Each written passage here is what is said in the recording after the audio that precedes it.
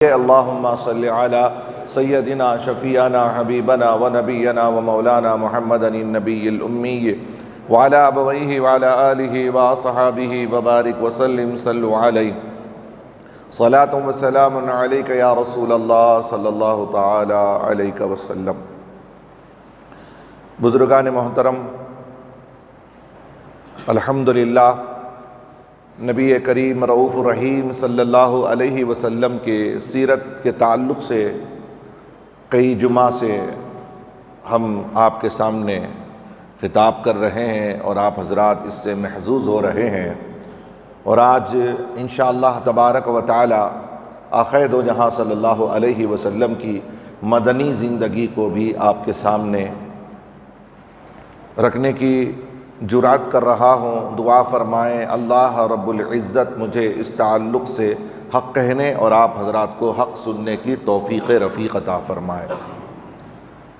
الحمدللہ گزشتہ جمعہ نبی پاک صلی اللہ علیہ وسلم کی آمد مدینہ شریف میں اور استقبال آقا دو جہاں صلی اللہ علیہ وسلم کا کس طریقے پر ہوا میں نے آپ کے سامنے پیش کیا تھا، اور آقا دو جہاں صلی اللہ علیہ وسلم کا جو پہلا سال تھا مدینہ شریف میں، اس کا نام ابھی تبدیل نہیں ہوا، اس کا نام یثرب ہی رہا۔ اور وہ جو لوگوں کے خیالات تھے کہ یثرب یہ بیماریوں کا مرکز ہے، ایسے ہی ہوا کہ پہلے سال دو اکابر صحابہ انتقال فرما گئے۔ ایک وہ صحابی جو سب سے پہلے آقا دو جہاں صلی اللہ علیہ وسلم کے ہاتھوں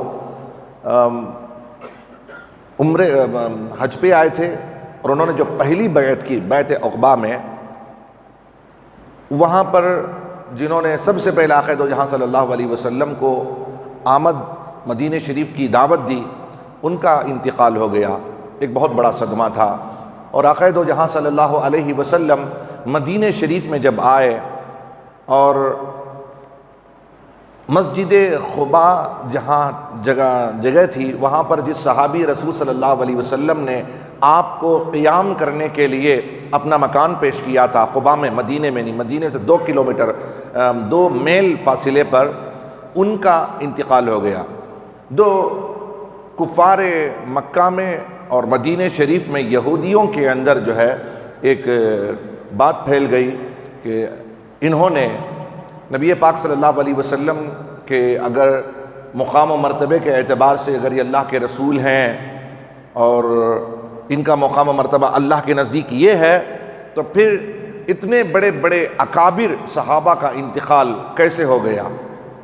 جنہوں نے آپ صلی اللہ علیہ وسلم کی مدد کی، ان کا کیسے انتقال ہو گیا؟ لوگوں نے اس افواہ کو بڑی تیزی کے ساتھ پھیلایا، اور یہ بات مکے میں بھی پہنچ گئی، اور مدینہ شریف میں تو یہودی تھے، انہوں نے بھی تو اس بات کو اچھالا۔ لیکن اللہ کا کرنا یہ تھا کہ اسی سال کفار کے 2 بڑے بڑے سردار مر گئے، واصل جہنم ہو گئے۔ اسی پر کفار کی اور یہودیوں کی زبانیں بند ہو گئی طعنہ زنی پر۔ جب یہ باتیں افواہ ہونے لگیں اور صحابہ کرام رضوان اللہ تعالی علیہ مجمعین کہ کانوں یہ طعنے پڑے، تو صحابہ نے بھی طعن کرنے لگے کفار مکہ کو۔ بڑے بڑے صحابہ نے طعنہ دیا، اور انہوں نے دعائیں کی مکہ کے کفار پر کہ ہلاک و برباد ہو جائیں وہ مکہ کے کفار، جنہوں نے ہمیں زبردستی سے ظلم و ستم کر کے مکے سے بھیج دیا مدینے میں، اور ہم یہاں پر یثرب میں آ گئے۔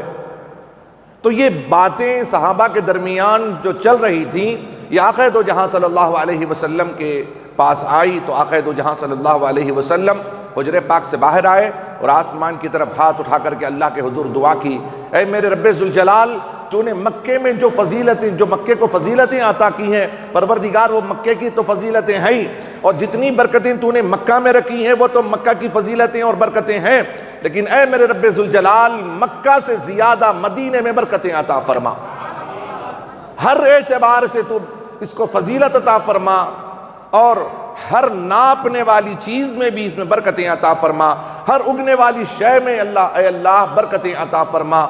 تو رب ذوالجلال نے برکتیں فضیلتیں عطا فرمائی۔ تو اس سال سے اس جگہ کا نام اب وہ یثرب نہیں رہا۔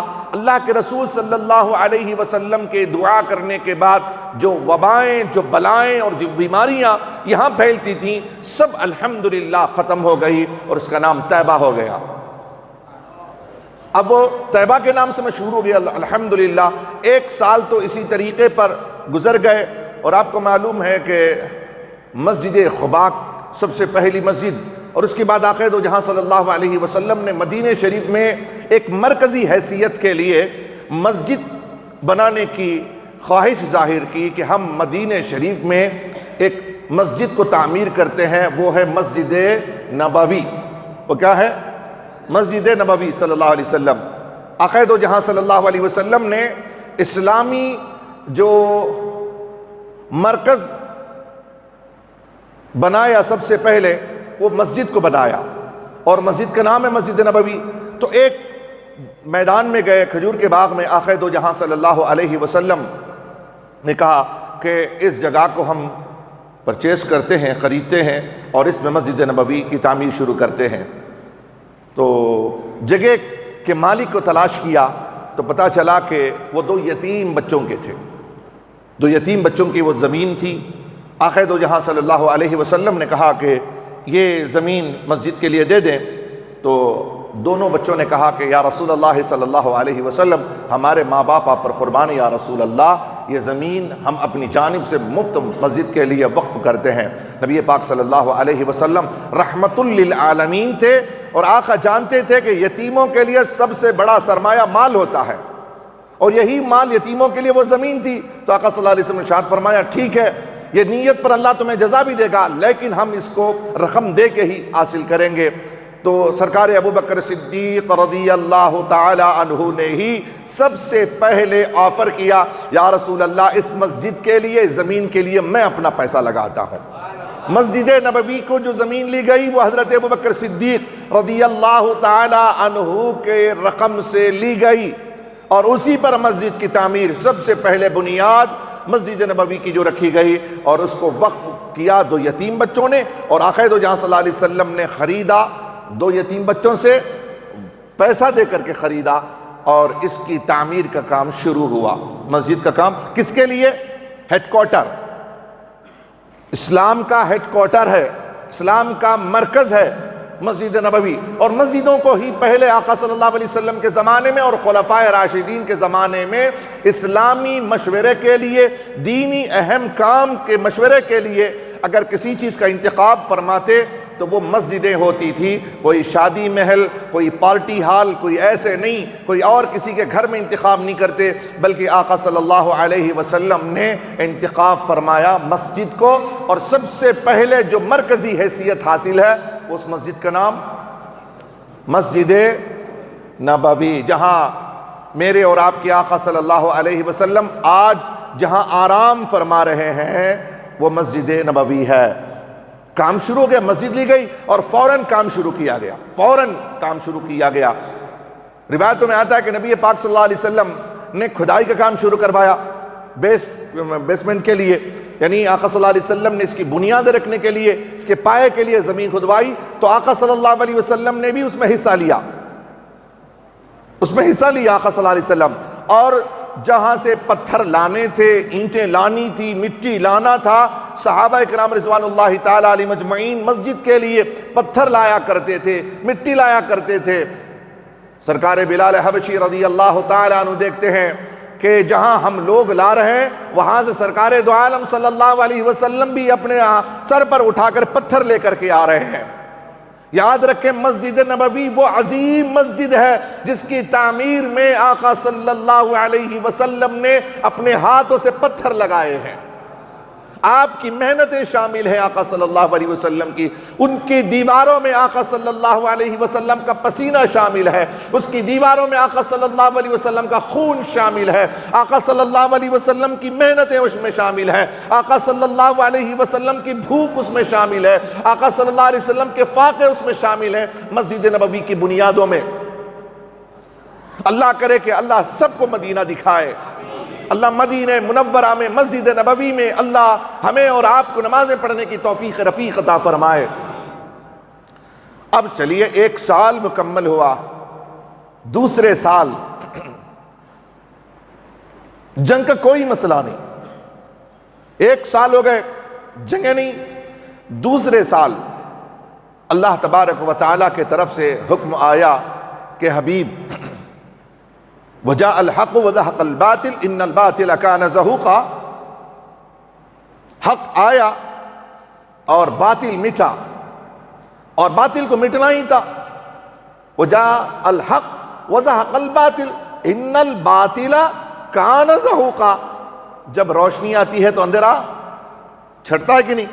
ظاہر سی بات ہے جہاں اندھیرا ہو اس اندھیرے کو دور کرنے کے لیے روشنی، بس اندھیرا دور ہونا ہے، اندھیرا دور ہونا ہے، کیا کرنا ہے اندھیرے دور کرنے کے لیے؟ بس ایک روشن دان کی ضرورت ہے، روشن کیا اندھیرا چھٹ جاتا ہے، اور چھٹنا ضروری ہے، جہاں روشنی ہوگی وہاں تو ظلمت ختم ہوگی نا۔ تو اللہ نے فرمایا حبیب اب تو سب کو پتہ چل چکا ہے کہ اسلام برحق مذہب ہے، اسلام حق ہے، آپ میرے رسول ہیں، آپ برحق رسول ہیں، جنت حق ہے، جہنم حق ہے، قیامت حق ہے، سب کو پتہ چل چکا ہے۔ اب اسے انتظار نہ کریں، بلکہ جو لوگ ایمان میں داخل ہونے سے انکار کرتے ہیں ان کے ساتھ آپ جنگ کریں، کفر پر ڈٹے رہنے کا جنہوں نے عزم کیا ہے آپ ان کے ساتھ جنگ کریں۔ 1 سال مدینہ پاک میں آ کر ہوا، ہاں جنگ کا حکم تھا کب؟ جب کوئی آدمی سامنے سے پہلے وار کرے تو اس کی دفاع کے لیے لڑنے کی اجازت تھی پہلے۔ صحابہ کو آقا صلی اللہ علیہ وسلم نے نہیں فرمایا کہ وہ ایمان نہیں لے کر آ رہا ہے اس پر جنگ کرو، اسے زبردستی کرو، نہیں، آقا صلی اللہ علیہ وسلم نے روکا تھا کہ جب تک کفار کی طرف سے پہلا قدم نہیں ہوتا، وہاں سے شروعات نہیں ہوتی، ہم نہیں لڑتے، یہ پہلے معاہدہ تھا۔ لیکن اللہ تبارک و تعالیٰ نے دوسرے سال میں حکم دیا کہ حبیب آپ اعلان جنگ فرمائیں، جنگ کا اعلان کریں۔ پھر آقا صلی اللہ علیہ وسلم نے مدینہ شریف میں دوسرے سال میں جنگیں آپ خود بنفس نفیس تشریف لے گئے، اور آقا صلی اللہ علیہ وسلم نے تقریباً 83 یعنی 80 پر 3 غالباً آقا صلی اللہ علیہ وسلم نے مدینہ میں جنگیں لڑی ہیں۔ کتنی؟ 80 پر 3 لڑی ہیں، اس میں سے غزوات الگ ہیں، سریہ الگ ہے۔ میں نے آپ حضرات کو بتایا، غالباً آپ حضرات کو معلوم ہے کہ غزوہ کسے کہتے ہیں، سریہ کسے کہتے ہیں۔ غزوہ وہ ہے جس میں آقا صلی اللہ علیہ وسلم بنفس نفیس خود جنگ میں شامل ہوئے ہوں، اس جنگ کو غزوہ، اور جس جنگ میں آقا صلی اللہ علیہ وسلم نے کسی صحابی کو سپہ سالار بنا کر، ذمہ دار بنا کر کے بھیج دیا، اس کو سریہ کہتے ہیں۔ سمجھ گئے آپ حضرات؟ یہ یاد رکھیں، یہ اصطلاحات یاد رہنی چاہیے ہمیں۔ کتنے آقا صلی اللہ علیہ وسلم جس جنگ میں تشریف لے جاتے ہیں اس کو غزوہ کہتے ہیں، اور جس میں آپ تشریف نہیں لے جاتے بلکہ آپ رہنمائی فرما دیتے ہیں، سپہ سالار کو بھیج دیتے ہیں، اس کو سریہ کہتے ہیں۔ تو آقا صلی اللہ علیہ وسلم نے غزوات کی کل تعداد 19 بتائی گئی ہے، 19 غزوات، 19 جنگوں میں آقا صلی اللہ علیہ وسلم خود بنفس نفیس تشریف لے گئے۔ سمجھ گئے؟ اور آپ کو سب سے پہلی جو جنگ غزوے کے اعتبار سے چھوٹی بازو اطراف و اکناف میں تو ہوئی ہیں، ان تمام کو ملا کر کے میں 83 بتایا۔ اب اس میں سے جو 19 غزوات جو آقا صلی اللہ علیہ وسلم نے جو لڑے ہیں، اس میں سب سے اہم، سب سے پہلا نام جی کس کو معلوم ہے؟ یہ پہلی جنگ جو آقا صلی اللہ علیہ وسلم نے غزوے کے طور پر، جو معرکۃ الآرا جنگ ہوئی تھی، غالباً میں سمجھتا ہوں کہ بہت سارے اسلامی بھائیوں کو ماشاءاللہ جو غزوے میں جنگ بدر کو جنہوں نے سنا ان کو تو الحمدللہ معلوم ہی ہے کہ پہلا سب سے سردار جو جنگوں میں ہے اس کا نام ہے جنگ بدر ہے۔ سبحان اللہ، جنگ بدر، جنگ احد، آج بھی جو مدینہ شریف گئے ہیں انہیں معلوم ہے کہ احد کا میدان دکھایا جاتا ہے جہاں پر آقا صلی اللہ علیہ وسلم نے جنگ احد کی ہے، جنگ لڑی ہے۔ جنگ احد، جنگ احزاب، جنگ بنو قریظہ، جنگ بنو المصطلق، جنگ خیبر، جنگ فتح مکہ، جنگ حنین، جنگ طائف، یہ آقا صلی اللہ علیہ وسلم نے جنگیں لڑی ہیں، اور آقا دو جہاں صلی اللہ علیہ وسلم جنگ بدر کا جو معاملہ ہے نا، میں انشاءاللہ تبارک و تعالی رمضان المبارک میں بدر کا واقعہ پیش آتا ہے، میں انشاءاللہ تبارک و تعالی بدر کے تمام جو لطائف ہیں انشاءاللہ وہ رمضان المبارک میں بتائیں گے۔ بس اتنا بتا دیتا ہوں، بدر یہ ایک کنویں کا نام ہے، ایک جگہ میں ایک کنواں ہے، اس کنویں کا نام بدر، اور اس کا مالک جو تھا نا، اس میں ایک کنواں ہے، کنویں کے مالک کا نام بدر تھا، اسی کی نسبت سے اس کنویں کا نام بھی بدر، اور اسی مالک کے نام سے اس پورے جگہ کا نام بدر ہو گیا۔ تو اس جگہ میں جو لڑی گئی جنگ، اور اس جنگ کا نام بھی جنگ بدر ہوا، اور الحمدللہ آپ کو معلوم ہے کہ جنگ بدر کو اللہ تبارک و تعالیٰ نے بڑی فضیلت عطا فرمائی ہے، بڑی برکتیں اس میں اللہ تعالیٰ نے رکھی ہیں۔ اور یاد رکھیں، بدری صحابہ جنہوں نے بدر میں لڑا ہے، آقا دو جہاں صلی اللہ علیہ وسلم کی ذات تو ارفع و اعلیٰ، اور خلفائے راشدین ارفع و اعلیٰ، لیکن بدر کے میدان میں جن صحابہ نے جنگیں لڑی ہیں، ان صحابہ کے ناموں کا ذکر بھی گھر میں برکت لاتا ہے۔ بدری صحابہ کے نام کا ذکر خیر گھر میں کیا جائے تو گھر کی بلائیں دور ہو جاتی ہیں، گھر کی پریشانیاں بھی دور ہو جاتی ہیں۔ بدری صحابہ کے نام سے کتنے تھے پورے؟ 313 صحابہ کا نام اگر گھر میں پڑھا جائے، سوچو تو صحیح، جب صحابہ کے نام کی یہ برکت ہے تو امام الانبیاء کے نام کی کیا برکت ہوگی، خلفائے راشدین کے ناموں کی کیا برکتیں ہوگی۔ الحمدللہ۔ خیر، جنگ بدر ہو گئی، اور اسی کے ساتھ اب آپ کو یہ بھی بتانا ضروری ہے کہ پہلے جو نمازیں تھیں نا مکہ میں، معراج کی رات سے لوٹے تو غالباً آج تک میں نے 23 سال یا 24 سال میں نے یہ ذکر نہیں کیا تھا کہ اس سے پہلے نمازیں جو پڑھی جاتی تھیں، عصر کی، ظہر کی، عشاء کی نمازیں کتنی رکعتیں؟ 2 رکعت پڑھی جاتی تھیں۔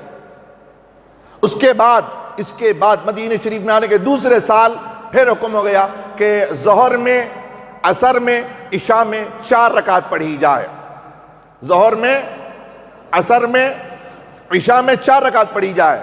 اس سے پہلے 2 ہی رکعتیں پڑھی جاتی تھی، اب اس کو کیا کر دیا کہ سفر میں رکھ دیا کہ اگر کوئی سفر کرے تو وہی ظہر کی 2 رکعت پڑھے، عصر میں 2 رکعت، عشاء میں 2 رکعت۔ اللہ تعالیٰ کو بھی یہ کتنی مقبول تھی کہ اسے بھی باقی رکھنا تھا، ان یادوں کو بھی باقی رکھنا تھا، جو 2 رکعتیں پڑھی گئیں نا اس کو بھی رکھنا۔ کیسے؟ سفر میں 2 رکعت پڑھ لے، اسے یاد کر لے کہ یہ بھی 2 رکعتیں تھیں، آقا نے 2 رکعتیں بھی پڑھی ہیں۔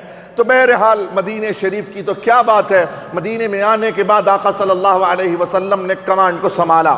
یہ بدر کیسے واقع ہوا، بدر کی جو جنگ واقع ہوئی، اس کو میں انشاءاللہ تبارک و تعالی بدر کے موقع پر میں آپ کو کہوں گا۔ مجھے مختصر یہ بتانا ہے کہ اس پورے مدینہ شریف میں آقا صلی اللہ علیہ وسلم نے اسلام کی آبیاری کے لیے بڑی تیزی کے ساتھ جنگیں لڑیں۔ ابو بدر کا جو جنگ کا معاملہ آیا، اسی کے بعد، بدر کے بعد الحمدللہ فتح مکہ بھی ہوا۔ وجہ کیا ہے؟ بدر کی جو جنگ ہوئی، اللہ تبارک و تعالیٰ نے فرمایا کہ اے میرے محبوب صلی اللہ علیہ وسلم، اِنَّا فَتَحْنَا لَكَ فَتْحًا مُبِينًا، ہم نے فتح مبین عطا فرمائی، کھلی فتح عظیم عطا فرمائی، فتح عظیم عطا فرمائی ہے بدر میں۔ وَلَقَدْ نَصَرَكُمُ اللَّهُ بِبَدْرٍ وَأَنْتُمْ أَذِلَّةٌ، اللہ نے فرمایا بے شک ہم نے تم لوگوں کو، تمہاری مدد کی ہے ہم نے۔ اللہ فرماتا ہم نے مدد کی ہے تمہاری، کب؟ وَأَنْتُمْ أَذِلَّةٌ، اس حال میں کہ تم بڑے کمزور تھے، ادھر 10,000 اور تم 313 تھے، اور پورے مسلح تھے، یعنی پورے جنگ ساز و سامان کے ساتھ، پوری ہتھیاروں کے ساتھ تھے، اور آپ ایسے نہ تھے، تو ہم نے آپ کی مدد فرمائی فرشتوں کے ذریعے سے۔ تو آقا دو جہاں صلی اللہ علیہ وسلم نے بدر میں دعا مانگی، اے رب ذوالجلال، یہ تیرے نہتے بندے ہیں، جو کچھ ہیں یہی ہیں، یہی سرمایہ ہے دین کا، میں نے جو محنتیں کی ہیں وہ پورا سرمایہ یہاں موجود ہے، اے اللہ یہ 313 اور ادھر لشکر جرار، اے اللہ فتح تیری طرف سے ہو، نصرت تیری طرف سے ہو، اگر یہ لوگ مارے گئے، یہ بدر شکست فاش ہو جاتی ہے، اس میدان میں اگر ہم ہار جاتے ہیں، اے رب ذوالجلال، یہ دیکھیں صرف حضور کو اور رب کی بارگاہ میں دونوں کو، آپ محبوب و محب کی بات ہے، محبوب محب سے کیسے لڑیں، محبوب اور محب جانے۔ اللہ کے رسول صلی اللہ علیہ وسلم اللہ سے عرض کرتے ہیں، مولا اگر یہ مارے گئے تو روئے زمین پر اب تیرا کوئی نام لینے والا نہیں ہوگا۔ ہم نہیں بول سکتے یہ باتیں، یہ ہم نہیں بول سکتے۔ آپ جتنے جذبات میں بھی آ جائیں نا، یہ باتیں نہیں بول سکتے آپ اللہ تبارک و تعالیٰ کی بارگاہ میں، لیکن محبوب اور محب کا مسئلہ ہے۔ سرور کہوں کہ مالک و مولا کہوں تجھے، باغ خلیل کا گل زیبا کہوں تجھے۔ وہ خدائے وحدہ لا شریک کے محبوب ہیں، انہوں نے عرض کی مولا فتح عطا فرما دے، کچھ بھی نہیں ہے، ساز و سامان کچھ بھی نہیں۔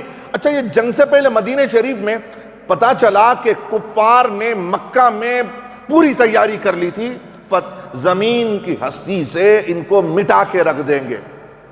ہر قبیلے والوں کے پاس جا کے بیانات کرتے، ان کو ابھارتے، اسلام کے خلاف، آقا دو جہاں صلی اللہ علیہ وسلم کے خلاف، صحابہ کے خلاف ابھارتے۔ سب کو جمع کر لیا، پورے کفار قریش ایک ہو گئے، ان کی یونٹی بن گئی۔ انہوں نے کہا کہ اچانک ہم حملہ کریں گے اور اسلام کو ختم کر دیں گے۔ یہ دیکھیے کیا ہوتا ہے، وَمَكَرُوا مَكَرَ اللَّهُ وَاللَّهُ خَيْرُ الْمَاكِرِينَ۔ اگر ہم لوگوں نے اگر مکر کیا نا، یاد رکھ لیں، ہم نے اگر کوئی ایسی مکاری کی اسلام کے تعلق سے، کسی کے تعلق سے دھوکہ دہی کا اگر ہم نے خیال کیا، یاد رکھ لیں تم نے جس کے بارے میں سوچا ہے مکر کرنے کا، دوسرے کو دھوکہ دینے کا، اور تم سے زیادہ تمہاری ہر بات اللہ کو معلوم ہے، وہ اللہ جانتا ہے تم کیا کرنے والے ہو۔ اللہ تعالیٰ نے فرمایا حبیب یہ لوگ مکر کر رہے ہیں، مکر کرنے والے مکر کریں، لیکن خدا کی تدبیر ہی الگ ہے، اور سب سے بڑی تدبیر کرنے والا رب ذوالجلال ہے۔ انہوں نے جو تدبیریں کی نا، آقا صلی اللہ علیہ وسلم کو پتا چلا کہ کفار حملہ کرنے والے ہیں، تو آقا صلی اللہ علیہ وسلم نے صحابہ کو اکٹھا کیا۔ پھر آقا صلی اللہ علیہ وسلم نے فرمایا کہ ایسا ایسا مسئلہ ہونے والا ہے۔ آخر کار، اچھا اس کے بہت سارے مراحل تھے جنگ بدر کے، مختصر یہ کہ آقا صلی اللہ علیہ وسلم نے جنگ بدر کے لیے لوگوں کو اکٹھا کر کے میدان میں گئے۔ بدر میں جانے سے پہلے کفار آلریڈی آ گئے تھے اس میں، پھر اللہ تبارک و تعالیٰ کی مشیت یہ تھی کہ فتح عطا کرنی تھی، فتح مبین عطا کرنی تھی۔ اللہ تعالیٰ نے فرشتوں کے ذریعے سے صحابہ کی مدد فرمائی۔ آج بھی ہو جو ابراہیم سا ایماں پیدا، آگ کر سکتی ہے انداز گلستہ پیدا۔ آپ بھی اگر اعتقاد رکھیں اللہ کی ذات پر، وہی محبت وہی ایمان آپ کے اندر اگر ہو، آج بھی خدا کی مدد ضرور آ سکتی ہے، آج بھی مدد آ سکتی ہے۔ اچھا اللہ کی جانب سے مدد کا خیال کر کے گھروں میں بیٹھ جانا، کوئی نیا پلان نہ کرنا اپنی زندگی کا، فیوچر کا، مستقبل کا، یہ بھی ہمارے لیے احمقانہ خیال ہے۔ ہم کو بھی تدبیریں کرنی چاہیے، ہم کو بھی خاموش بیٹھنا نہیں چاہیے، ہم کو بھی فکر کرنی چاہیے ہم کو کیا کرنا ہے، آگے مستقبل میں ہمارے کیا ہونے والا ہے، ہم کیا کریں خدا کی رضا کے لیے، ہم کیا کریں۔ صحابہ نے خدا کی رضا کے لیے لڑی ہے، وہاں پر خدا کی مدد تو ہونی تھی نا، صحابہ بیٹھ بھی جاتے اللہ کی مدد ہوتی، لیکن جنگ میں جانا ضروری تھا، خدا کا قانون تھا جنگ میں جاؤ ہم تمہاری مدد کریں گے۔ ایسے ہی ہمارے لیے بھی ہے کہ ہم اللہ کی رضا کے لیے آگے قدم اٹھائیں، اور جو فکریں ہمیں کرنی ہے مستقبل کے لیے وہ فکر کرنا ہی ہے مستقبل کے لیے، پھر اللہ کی مدد تو ضرور ہونے والی ہے انشاءاللہ تبارک و تعالی۔ سمجھ گئے؟ الحمدللہ بدر یہ ایک اسلام کی یادگار جنگ تھی، اللہ تعالیٰ نے فتح عطا فرمائی۔ 313 گئے تھے اور الحمدللہ 10,000 کی فوج کو شکست فاش کیا، اور اللہ تعالیٰ نے فتح عطا فرمائی۔ پھر اس کے بعد آقا دو جہاں صلی اللہ علیہ وسلم نے شاہانہ اپنی شان و شوکت کے ساتھ آپ مکہ میں داخل ہوتے ہیں، پھر فتح مکہ کرتے ہیں، مکہ کو فتح فرماتے ہیں، مکہ کی کیا ہوتی ہے؟ فتح کرتے ہیں۔ ایک اصل بات تو میں ابتدا میں آپ کو بولنا بھول گیا، مدینہ شریف کی ایک بات، ایک بہت ہی اہم بات جو ہمارے لیے لائق عمل سبق آموز تھی وہ بات۔ ویسے بھی ہمارے لوگوں کا تو نظریہ یہ ہے کہ ہم دکان بند کرتے ہی ہیں اس وقت جب خطیب منبر پر چڑھ جائے، لوگوں کا معمول اتنے بجے تیار ہونا، اتنے بجے مسجد کو آنے کا یہ مرحلہ رہتا ہے۔ تو میں نے سوچا کہ چلو بھائی اب تو آ ہی گئے ہیں تو وہ بات درمیان میں بتا ہی دوں، یہ سسٹم ختم کر دے نا، تھوڑا سا ختم کر دے۔ اللہ تعالی ہمیں عقل سلیم عطا فرمائے، جمعہ کی فضیلت کو سمجھنے کی توفیق رفیق عطا فرمائے۔ مکہ سے آقا صلی اللہ علیہ وسلم ہجرت کر کے آئے، آقا نے مدینے کو بلایا نا۔ میں آپ کو وہاں لے جاؤں گا جہاں پر بدر کو میں نے ختم کیا ہے، فتح مکہ کا بھی مسئلہ وہاں تک میں لے گیا ہوں۔ میں یہ ایک بات جو انصار اور مہاجر کا جو رشتہ ہے یہ بتا دیتا ہوں میں، اس کے بعد انشاءاللہ تعالیٰ پھر فتح مکہ کی طرف چلتے ہیں۔ انصار کون، مہاجر کون؟ انصاری ہے یا مہاجر ہے؟ انصاری کون ہے، مہاجر کون ہے؟ جی، مہاجرین مکہ کے، انصار ان کی اپنی جو ہے سوچ اور ان کے خیالات اور ان کا علم جو تھا انہوں نے پیش کیا۔ آپ بتائیں کہ مہاجر ہجرت، مہاجر یہ ہجرت سے لگ کر کے ہے، جنہوں نے ہجرت کی ان کو مہاجر کہا جاتا ہے۔ جنہوں نے، اچھا انصار کسے کہا جاتا ہے؟ مدینے والے کو نہیں، جنہوں نے مدد کی ان کو انصار کہا جاتا ہے۔ سمجھ گئے؟ نصر ینصر، مدد کرنا، اور جنہوں نے مدد کی ان کو انصار، اور جنہوں نے ہجرت کی ان کو مہاجر۔ اب ان کے دونوں کے درمیان یہ بھائی چارگی کیسی ہوئی؟ یہ مکہ سے اللہ کی رضا کے لیے انہوں نے اپنے باغات چھوڑ دیے، ہجرت کرنے کا حکم آیا چھوڑ کے چلو، دین کے لیے چھوڑو، چھوڑ دیا انہوں نے۔ بیویوں کو طلاق دے کے چلے گئے، نہیں آنے بولے، چھوڑ کے چلے گئے۔ رسول اللہ صلی اللہ علیہ وسلم کے آگے نہ بیوی نہ بچے نہ اپنا مال و زن، کچھ بھی نہیں، سب چھوڑ دیا، اس لیے کہ لا یؤمن احدکم حتی اکون احب الیہ من والدہ وولدہ والناس اجمعین، او کما قال علیہ السلام۔ آقا صلی اللہ علیہ وسلم فرمایا مکہ آ جاؤ، مکہ چھوڑ کے مدینے آ جاؤ۔ مدینے آ گئے، سب کچھ چھوڑ دیا، نہایت کچھ بھی نہیں، جن کپڑوں میں تھے انہی کپڑوں سے صحابہ آ گئے، مہاجرین آ گئے۔ تو نبی پاک صلی اللہ علیہ وسلم نے فرمایا تمام انصار کو اکٹھا کرو۔ انصار آ گئے، یعنی مدینے میں جو لوگ تھے نا ان کو انصار کہا جاتا ہے، یعنی جنہوں نے مدد کی، مدینے والے ہی تو مدد کیے، انصار ہی ہیں۔ آ گئے، مہاجرین کو کھڑا کر دیا ایک طرف، انصار کو کھڑا کر دیا ایک طرف۔ نبی پاک صلی اللہ علیہ وسلم نے خطبہ ارشاد فرمایا، محبت، اور آقا صلی اللہ علیہ وسلم کی زبان مقدس سے محبت کا بیان کیسے رہے گا، اخوت کا بیان کیسے رہے گا، بھائی چارگی کا بیان کیسے رہے گا آقا کی زبان مقدس سے؟ اور آقا چاہیں دلوں سے دلوں کو ملانا تو ان سے بڑھ کر کائنات میں اچھی تقریر کرنے والا کوئی ہے نہیں۔ تو آقا صلی اللہ علیہ وسلم نے بیان ارشاد فرمایا، یہ میرے مہاجر ہیں، تم میرے انصار ہو، اللہ نے تمہاری بھی تعریف کی ہے، ان کی بھی تعریف کی ہے۔ آج محبت کا دن ہے، آج بھائی چارگی کا دن ہے۔ میں چاہتا ہوں کہ ایک ایک انصار مدینے والا ایک ایک مہاجر کا بھائی بن جائے، ایک ایک مہاجر ایک ایک انصار کا بھائی بن جائے، یہ پورے طریقے سے اس کی مدد کرے، اپنے بھائی کو جو دینا ہو دے، جو دینا ہو دے دے اپنے بھائی کو، بھائی چارگی۔ آقا صلی اللہ علیہ وسلم کا اتنا بیان تھا کہ میں تمہیں ان کا بھائی بنا رہا ہوں، تمہارا حصہ دار بنا رہا ہوں، ایک فیملی کا ممبر بنا رہا ہوں۔ سرکار نے اتنا فرمایا تھا، قربان جاؤ انصار کی محبت پر۔ انصار کھڑے ہو گئے، یا رسول اللہ صلی اللہ علیہ وسلم، یا رسول اللہ آپ جو فیصلہ کریں گے ہمیں تیاری۔ آقا نے فرمایا میں کیسے بولوں، تم خود سے بولو۔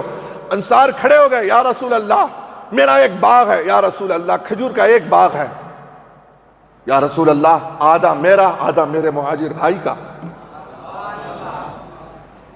یا رسول اللہ میرے پاس ایک گھر ہے یا رسول اللہ، آدھا گھر میرا آدھا گھر میرے بھائی کا۔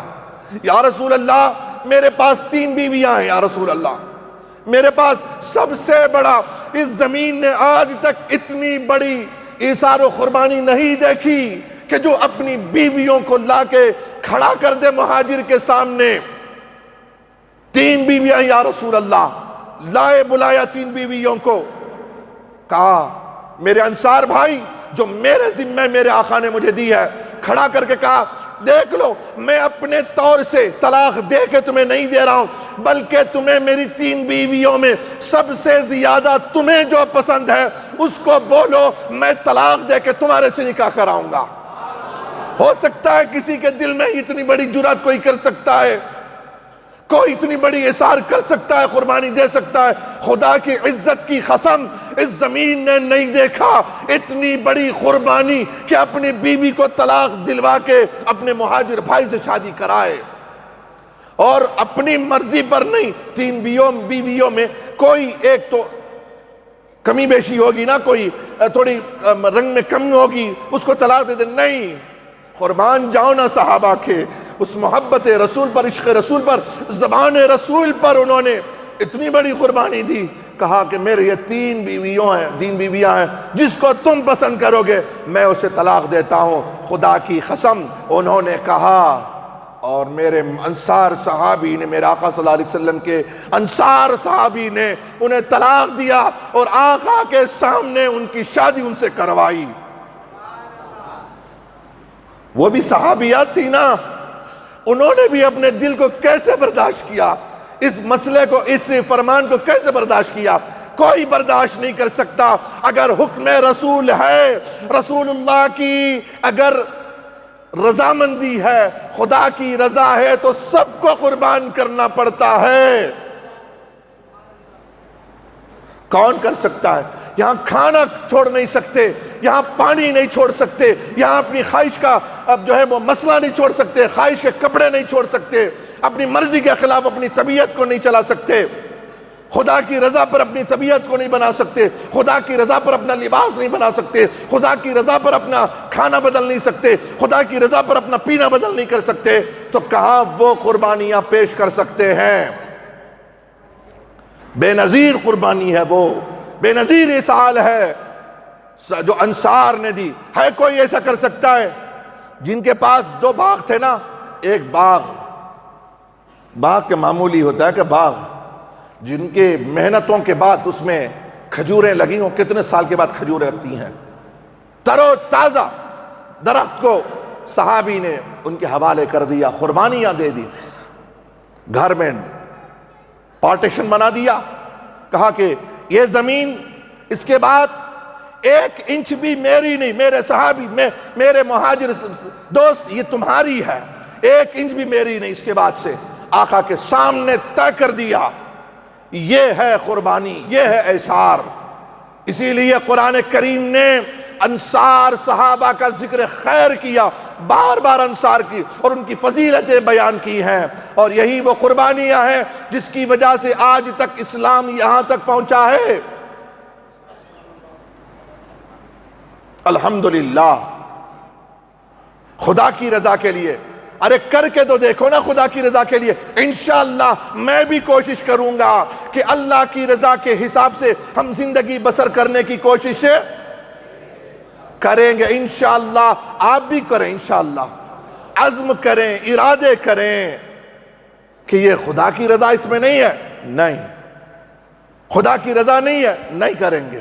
اس میں خدا کی رضا ہے، میری طبیعت نہیں چاہتی، میری طبیعت اٹھا کے پھینکو، خدا کی رضا کو دیکھو، خدا کی رضا اس میں ہے تو عمل کرو، اس پر کریں گے نا انشاءاللہ تعالی۔ اللہ کی رضا کے لیے گھروں میں اپنے ماحول کو بناؤ، تبھی جا کے کچھ ہو سکتا ہے۔ آگے آنے والی نسلیں تمہاری خدا اور اس کے رسول کی فرما بردار ہو سکتی ہے۔ اگر تم خدا اور اس کے رسول کے فرما بردار نہیں ہو اور تم اپنے بچوں کو تربیت ایسی نہ کرو تو پھر کہاں سے تمہارے آنے والی نسلیں ویسی کر سکتی ہیں؟ اسی لیے ابھی سے کوشش کرو، دین سکھاؤ، دین سکھاؤ، دین ان کی گھٹیوں میں ڈالو۔ تو سمجھ گئے انصار کی؟ انصار کون؟ انصار کون؟ مدینے والے نہیں، جو اللہ اور اس کے رسول کے فرمان پر عمل کیا، جنہوں نے قربانیاں پیش کی، جنہوں نے مہاجر صحابہ کی مدد کی، ان کو انصار۔ مہاجر کون؟ ہجرت کر کے آئے نہیں، گاؤں چھوڑ کے گاؤں آ گئے نہیں، خدا کی رضا کے لیے سب کچھ چھوڑ کے چلے آئے، ہجرت کر کے آئے، مدراس چھوڑ کے بنگلور آ گئے، بنگلور چھوڑ کے مدراس چلے گئے نہیں، اس سے کوئی فرق نہیں آتا ہے۔ اللہ کی رضا اگر شامل نہ ہو وہ مہاجر نہیں ہے، مہاجر وہ ہے جو اللہ کی رضا کے لیے سب کو ترک کر دے، سب کو ترک کیا بھائی، سب کو چھوڑا، بچے، اپنے بچے چھوڑ دیے، خدا کا حکم ہے یا رسول اللہ آپ کا حکم، چھوڑ دیے۔ فتح مکہ ہوا، پوری شان و شوکت کے ساتھ آقا صلی اللہ علیہ وسلم کہاں رہے؟ مکہ لوٹ رہے ہیں، مکہ لوٹ رہے ہیں۔ اور مکہ میں جب داخل ہوئے شان و شوکت کے ساتھ، کفار جو بچ گئے تھے نا، ابو سفیان یہ بچ کے بھاگ گئے تھے۔ اس وقت تو بولا جا سکتا کہ بدر کے ٹائم پر سفیان بھاگ گیا تھا، سفیان بچ کے بھاگ گیا تھا۔ اور سرداران قریش میں، مکہ کے بڑے بڑے سرداروں میں جس کا شمار تھا ابو سفیان کا، پتہ چلا کہ یہ حملہ کریں گے، پتہ چلا بھاگ گیا، فرار ہو گیا لوگوں کے ساتھ۔ جب فتح مکہ ہو کر آقا اپنی شان و شوکت کے ساتھ جب مکہ میں داخل ہوئے نا، ابو سفیان کہنے لگا کہ آج تو یہ بدلہ لے کر کے رہیں گے۔ چھپ گئے لوگ، دروازے بند کر لیے، کہیں ایسا نہ ہو کہ آج ہمارے ساتھ بھی یہ اس چیز کو روا رکھیں گے جیسے ہم نے ان کے لیے ظلم روا رکھا تھا، ہمارے ساتھ آج یہ بدلہ لیں گے۔ نبی پاک صلی اللہ علیہ وسلم نے مکہ میں داخل ہوتے ہی سب کو علل اعلان فرمایا۔ کیا فرمایا؟ اے مکہ کے اہل مکہ سن لو، یہ انتقام کا دن نہیں ہے۔ سبحان اللہ بولو نا۔ ارے جنہوں نے زمین خالی کرنے پر مجبور کر دیا، مکہ کو چھوڑنے پر مجبور جنہوں نے کر دیا، آج تو بدلہ لینے کا دن تھا۔ فرمایا آج کا دن بدلہ لینے کا نہیں، آج انتقام کا دن نہیں ہے، آج محبت کا دن ہے، آج امن کا دن ہے، آج امن کا سلامتی والا دن ہے۔ لوگوں سن لو، جو ابو سفیان جہاں پر ابو سفیان کے جہاں آقا صلی اللہ علیہ وسلم کے مارنے کی پلاننگ، اور وہ بھی اس میں شامل ہوتا رہا، وہ بھی مرکزی حیثیت رکھتی تھی، کفار کی میٹنگ کی، مشورے کی، اس کا گھر۔ لیکن آقا صلی اللہ علیہ وسلم نے ارشاد فرمایا، اے اہل مکہ سن لو، جو ابو سفیان کے گھر چلا جائے اسے امان ہے، جو ابو سفیان کے گھر چلا جائے، سن لو، ابو سفیان کے گھر جو چلا جائے اسے امان ہے۔ تو جو سفیان خود گھر میں ہے اسے